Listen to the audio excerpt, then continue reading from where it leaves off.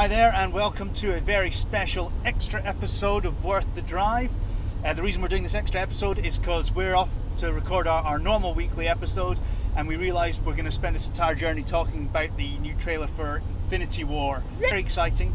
It's the first look at this movie we've had. Absolutely. I was so excited. I saw that they released a little teaser the day before, and when it was released, I mean, for me, my social media feeds, everything that I saw was just Infinity War, Infinity War. People were pumped about this. It's so exciting. I mean, it's not just a trailer for a movie. It is kind of a continuation of, what are they, 17, 18 movies now? Which is incredible. Yeah. Incredible. Absolutely incredible. And it's also the first part of the culmination of this entire thing. It goes all the way back to Iron Man. It's a number of years that they've been working towards and have known they've been working towards this movie.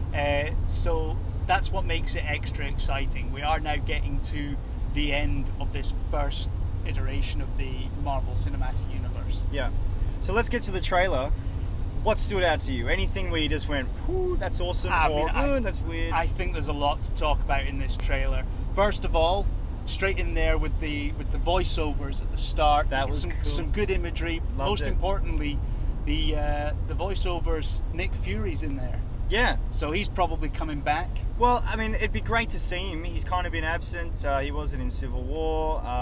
He was the one who put this team of superheroes together, of course. So it was really fitting that his little speech from the original Avengers film was put in there, and I liked the little flavour of changing it up and having each of the heroes kind of say a little line. That's exciting. And then after that, you get into some more Earth-based stuff. One of the first things that I want to talk about is Vision in skin. Yeah, Paul Bettany in all his Paul Bettany glory. Yeah, which is nice to see. Do you think he just got sick of the makeup chair, or? No, I mean, I don't know. What I do you think either his abilities have progressed, or something happens, which we'll probably talk about later on in this little review here. Yeah. That makes him human, or makes him more human. Yeah, I think something he was struggling with in Civil War is kind of, connecting with humanity and feeling that he's a part of the world.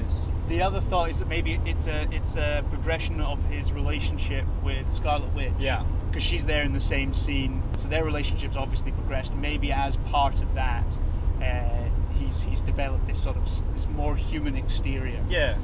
Another big thing for me was obviously SpiderMan's in there again. Yeah, man.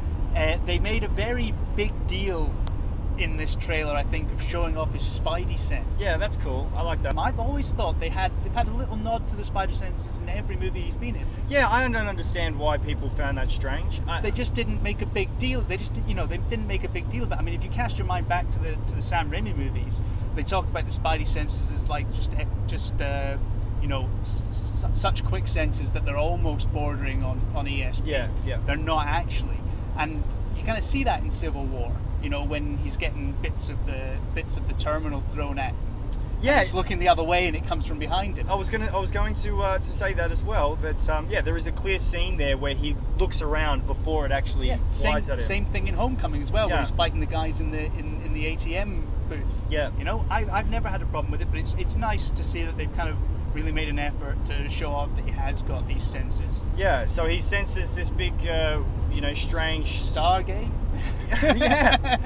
Yeah. It's kind of whether it brings things to Earth or sucks things out of Earth. Not entirely sure. Yeah. But I suspect it's probably a portal of sorts. Yeah, we see him up there taking it on. Maybe he gets sucked through it, which is where they find themselves on that reddish planet that maybe we see at the start of the trailer. But it's all speculation, baby. Boiling clouds.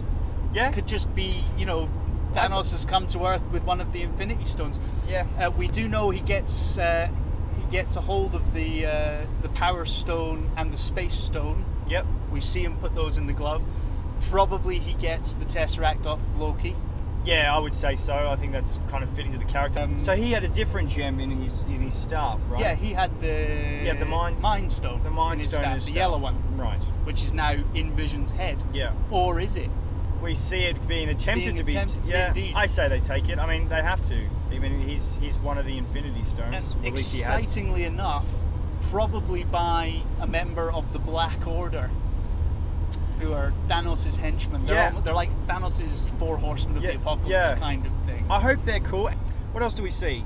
There's some clear kind of teams set up in this movie, kind of spawned off the back of Civil War. Maybe slightly a spoiler for Black Panther. I mean, we obviously assume he survives the movie. Yeah. But anyway, you're in Wakanda, and he's clearly teamed up with Captain America, who now seems to be Nomad. Yeah. It's not Captain America, it's just Steve Rogers. Yeah, with a beard.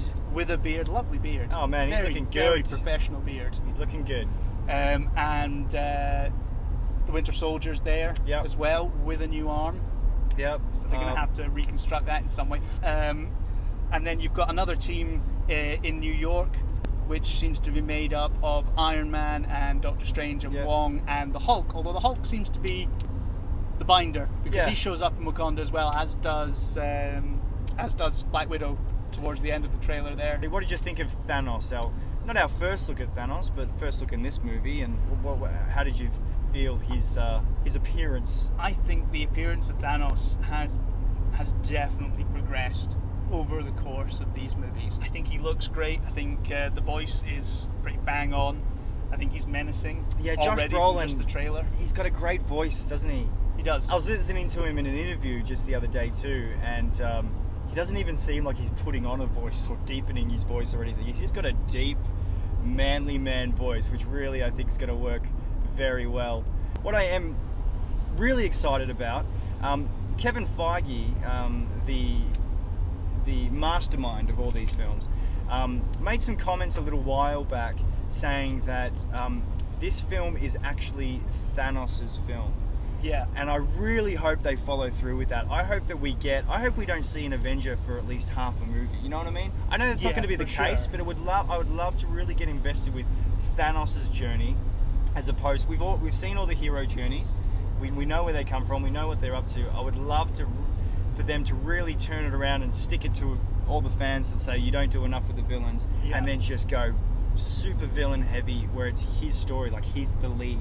Yeah, I agree completely. The other major complaint that people have made quite a lot about the MCU is the fact that they don't really kill anyone off. Yeah. And possibly we're going to see that in this movie. We certainly know that there's a fight between Thanos and SpiderMan, which SpiderMan definitely seems to lose. Yep. And we also know that Thanos totally just flattens Iron Man. Just gets knocked out with one Hulk-esque punch. That was pretty good to see. I mean, he needs a good smack in the face. Tony Stark every now and again. This was your fault. Bam. Yeah. Done. So, I suppose the question is, do you think there's going to be a death in this film? And if so, who do you think it's going to be? Look, the obvious ones due to contracts and stuff behind the scenes is obviously Tony Stark, Captain America. They're older players, right? For me, it doesn't matter who dies and if anyone does. As long as it's done really well, I don't care. You know, I don't care who goes or whatever. As long as it's done in an emotional way that doesn't go cheesy, but also kind of gets you going, feeling emotion, and they do it in such a fashion, and also in a way that you know they're not coming back. I just don't want them to kill someone and then don't. Kill them and make it meaningful and keep it that way.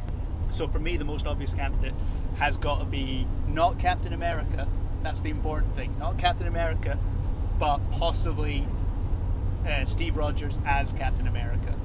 Bearing in mind, you've got Falcon, who can take over as Captain America, and you've got Bucky Barnes, who can take over as Captain America. So he is probably my most obvious choice, and I think also he'd probably be the best and most emotional choice to kill off for the Avengers as a team. I will not be a happy chappy if Steve Rogers goes. I think they'll move Tony Stark more into the mentor role, and I think they'll make it so that he has to take on the more emotional side, and that'll also kind of end his story arc.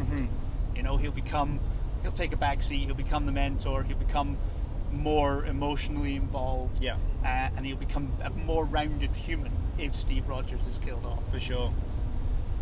Look, I just want to talk about Black Panther and Wakanda just a little bit.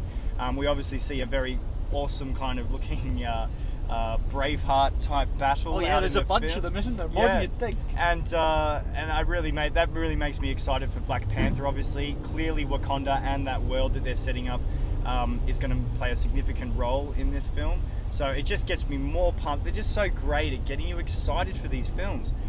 They probably went heavy on the Wakanda stuff just to show that you want to go out and see Black Panther. I was going anyway. They got my money. Oh yeah. But it's just just another element of interweaving all these different aspects and worlds and set pieces.